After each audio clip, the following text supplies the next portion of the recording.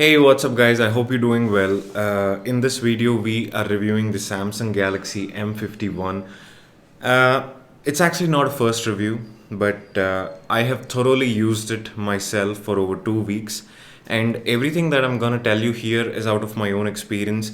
And I'm gonna tell you a couple of things that I'm going to do and a couple of things that I'm not going to do. What we're gonna talk about is we're gonna talk about the display, we're going to talk about the battery, we're going to talk about the sound, we're going to talk about the gaming performance, and as a general daily driver, how it is. And most importantly, we're going to talk about the camera. What I'm not going to talk about is I'm not going to do any comparisons or speed tests with other smartphones because there are a lot of other content that you can get from elsewhere on that. And I everything that I'm speaking is out of my own experience, and I really hope that it helps you make a decision and that it's informative for you. Let me start off by telling you that we are looking at the Samsung M51 8GB version, and I got this directly from the Samsung website, and this also helped me get the Servify.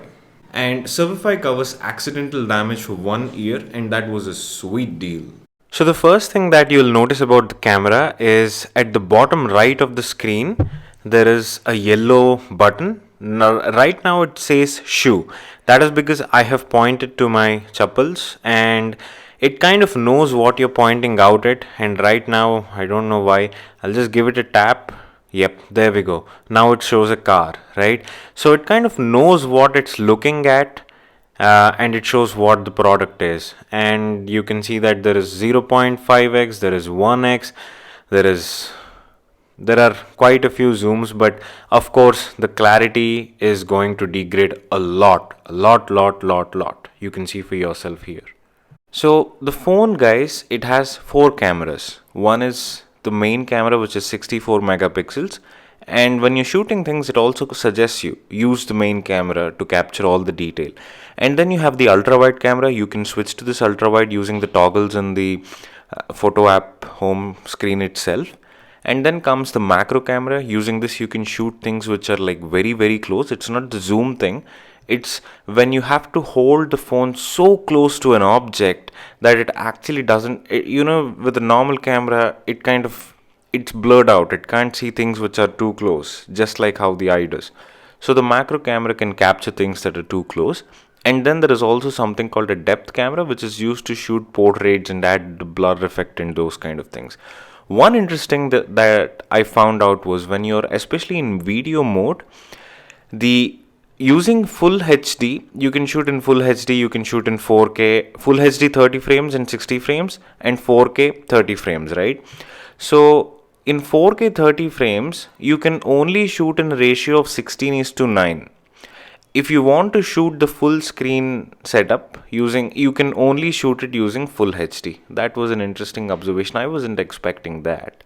But again, that might not be a deal breaker. So we are trying out the macro now. Honestly, I have not been able to take great pictures with it. It's probably in the photography.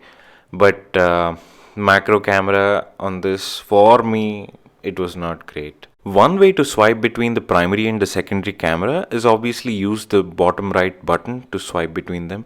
The other way is to just draw your finger across the screen. And look at the cool white thing, look at the camera sensor. There you go. I really loved that. The other cool feature is the AR camera. So this is where the depth camera kicks into. So let's do something called an AR doodle right now. So first thing you have to do is keep moving your camera across the place wherever you are, and then it detects. What this does is if you draw something in the air, it may be over your head, it may be over a tree or anything, it just stays there. I know this is not really kind of a value add, but it's just like a fun thing to have. And these are the pictures that I have shot using the Samsung Galaxy M51, and these pictures are actually indoors where there is not too much lighting. I shot a video so you can check out the stabilization too. And within the AR section, guys, there are other things like you can, the kind of things that you get in Snapchat.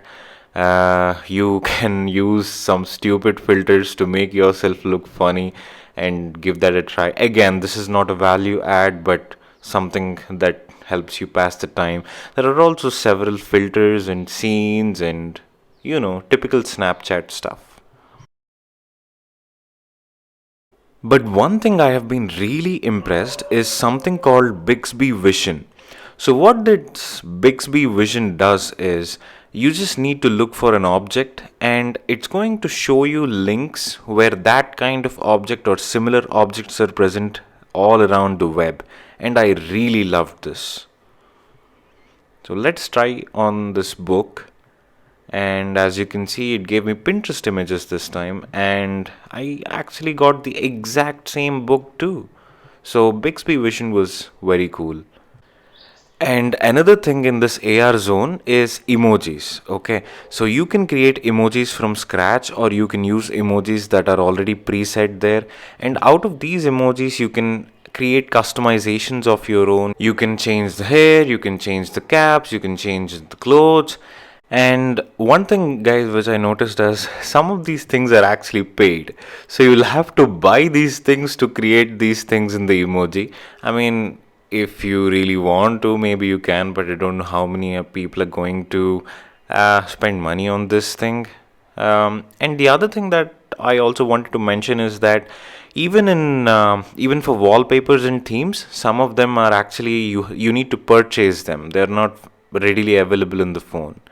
Alright, so once you're all done with the emoji, you just have to hit done, and Samsung is actually going to create stickers for you, and you can send these stickers right from the keyboard in various applications. Also, one other feature that you might find useful, especially when you're taking group pictures, is show your palm to take a selfie. And coming to gaming, I have been able to play very demanding games with absolutely no problem at all without any heating issues.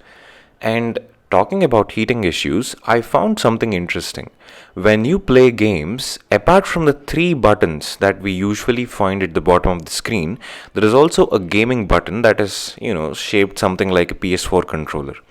When you click on this, you will see that the phone tells you how much longer you can continue to play this game before the battery dies. And this is like super cool, guys. And also, there is a button that toggles something called Samsung calls priority. So if you turn this on, all the phone calls are silenced and all the other applications apart from this game are closed. So this leaves you with more memory and processing power just for your game. And as you keep playing, the game booster tries to maintain a balance of battery, game performance, and heat. And this thing is actually what is helping the phone keep cool when we do heavy gaming. However, I have not have had any heating issues during my gameplay. Coming to the battery, the phone, as you must already be aware, it comes with a 7000 mAh battery, and thanks to that, the phone actually feels a little thick. But the juice in this phone is fantastic. I have tried to do some heavy gaming and lots of Facebook and Instagram, and even then, it lasted me 2 whole days. And since this comes with a fast charger, it charges fairly quickly. The display, guys, it's decent. This phone is not cheap, right? And the display does live up to the money that is being spent here. There's something called Eye Comfort Shield. This tends to make the display slightly warmer and also slightly softer. And I think that is Samsung's answer to Apple's True Tone display. And as soon as you turn that on, the phone feels much easier to look at. The picture is softer, and when you look at the white screens while scrolling through Facebook, you tend to notice some harshness. And Eye Comfort Shield tries to reduce all of that to make it feel a little better on the eye. And my recommendation is that you always keep the Eye Comfort Shield turned on.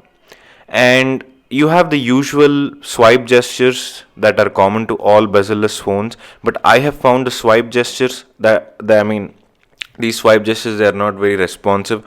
So I have decided to have the buttons at the bottom of the display. And watching movies on Netflix, scrolling through Instagram, YouTube, it's not disappointing at all. I somehow wish that the sound quality was a little better to do all this. But that would have been amazing to have, but I think it's a little too much to ask from a phone that is 25,000. And guys, there was this funny thing. I actually connected the USB-C cable to my MacBook Air so that I can transfer the files, right? But the phone is not charging, the laptop is charging. So that's how powerful the battery is. So that is pretty much it, guys. These are all the points that I wanted to cover. Um, if there is one specific point that I personally felt like the phone could have done better, that would be the sound quality and the camera performance. So I know that at this price point, this camera that has been provided, that itself is really good, but there is more to making a good camera than just giving so many lenses. It can be made much better using software, which we are seeing in other phones right now, although they're using similar lenses. So camera is one place where they could definitely do some improvements. And then the second point is sound. Now I'm not saying that the sound is bad, okay, but most of the time, if I have the fan on, I have to have full volume on my phone when I watch. So I would like to have a little bit better sound, and also when you go higher on the volume, the sound gets a little bit harsh. It would have been nice if the sound was a little mellowed down, but at the same time loud enough for you to hear, not that harsh as it goes up. So these are the only 2 points that I have, which are like improvement areas for the phone. Other than that, I found this to be an amazing daily driver, and I have no complaints really. So the bottom line is, this is a great phone in a budget of 25,000 rupees. All right, and if that is your budget and all the features that you have are right here, and if you think that this is going to suit your needs, then just go for it. I have absolutely no complaints about this, and I can more than happily use this as my daily driver. So that is pretty much about it, guys. I hope you found this video informative. Thank you so much for watching, and have a lovely day ahead. Peace.